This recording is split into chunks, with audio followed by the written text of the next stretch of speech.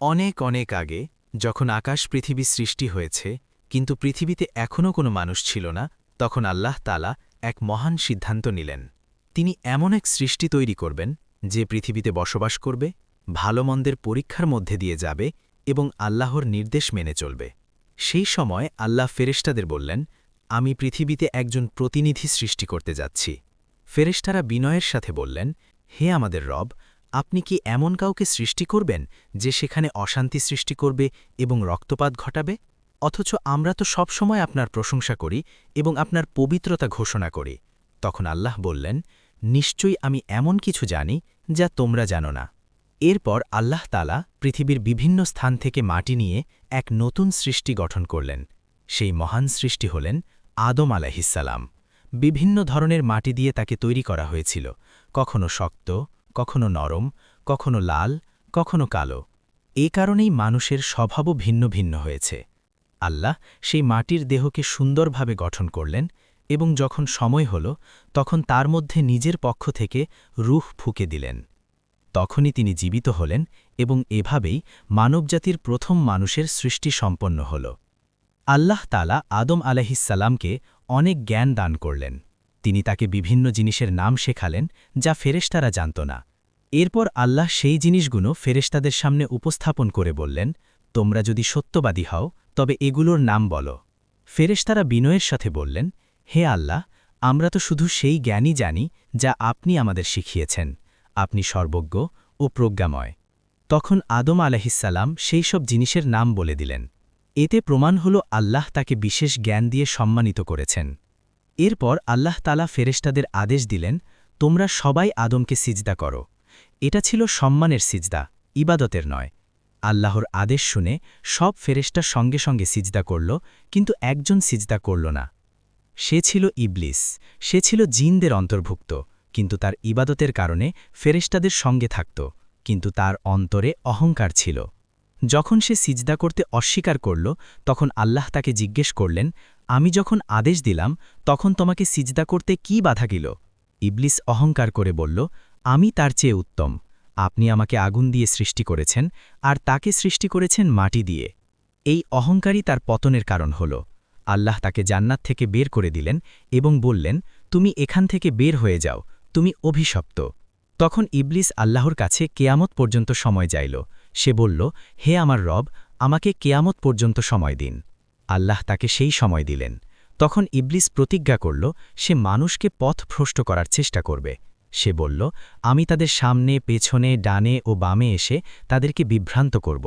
কিন্তু আল্লাহ বললেন, আমার সত্যিকার বান্দাদের উপর তোমার কোনো ক্ষমতা থাকবে না। এরপর আল্লাহ আদম আলাইহিসসালামকে জান্নাতে বসবাস করতে দিলেন।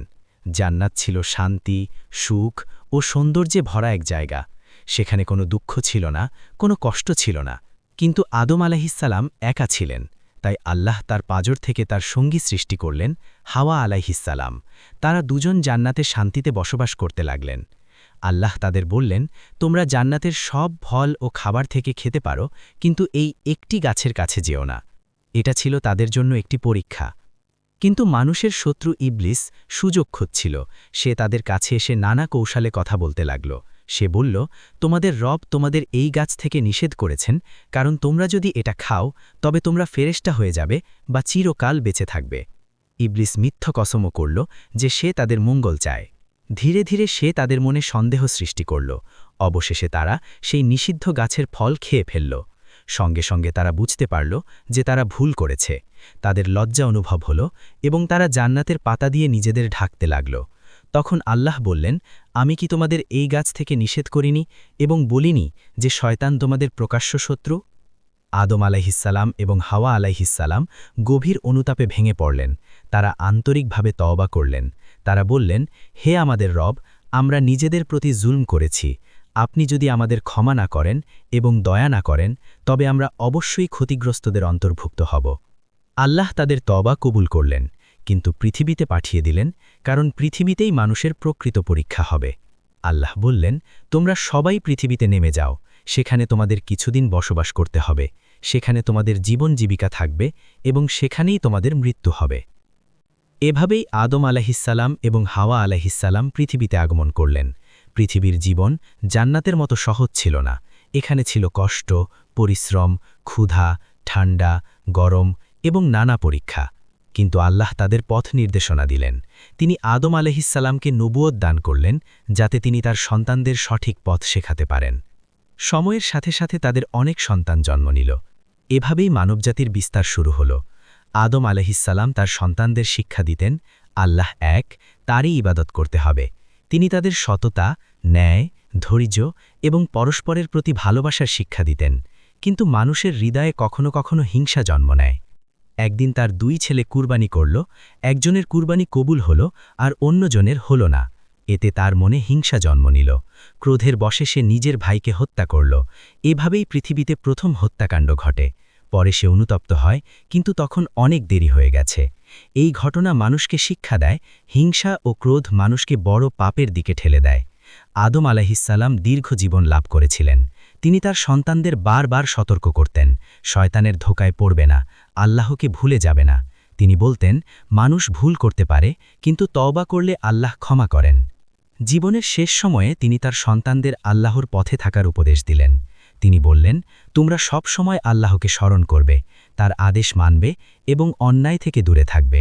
অবশেষে তার ইন্তেকাল হল, কিন্তু তার রেখে যাওয়া শিক্ষা মানবজাতির জন্য চিরকালীন হয়ে রইল। এই কাহিনী আমাদের জন্য অনেক বড় শিক্ষা বহন করে। প্রথম শিক্ষা হল, অহংকার মানুষকে ধ্বংস করে। যেমন ইবলিস অহংকারের কারণে আল্লাহর রহমত থেকে বঞ্চিত হয়েছিল। দ্বিতীয় শিক্ষা হল, মানুষ ভুল করতে পারে, কিন্তু আন্তরিক তওবা করলে আল্লাহ ক্ষমা করেন। তৃতীয় শিক্ষা হল, শয়তান সবসময় মানুষকে বিভ্রান্ত করার চেষ্টা করে, তাই আমাদের সতর্ক থাকতে হবে। হজরত আদম আলাইহিসসালামের জীবন শুধু একটি ইতিহাস নয়, এটি মানবজাতির সূচনার গল্প। তিনি ছিলেন প্রথম মানুষ, প্রথম নবী এবং মানবজাতির পিতা। তার জীবন আমাদের স্মরণ করিয়ে দেয়, আমরা সবাই একই উৎস থেকে এসেছি এবং একদিন সবাইকে আল্লাহর কাছেই ফিরে যেতে হবে। তাই মানুষের উচিত অহংকার ত্যাগ করা, ভুল করলে তওবা করা এবং সবসময় আল্লাহর পথে চলার চেষ্টা করা। কারণ সত্যিকার সফলতা দুনিয়ার সম্পদ বা ক্ষমতায় নয়, বরং আল্লাহর সন্তুষ্টিতে। এভাবেই মানবজাতির ইতিহাস শুরু হয়েছিল, একজন মানুষ দিয়ে, যিনি আল্লাহর সৃষ্টি, আল্লাহর বান্দা এবং মানবজাতির পথ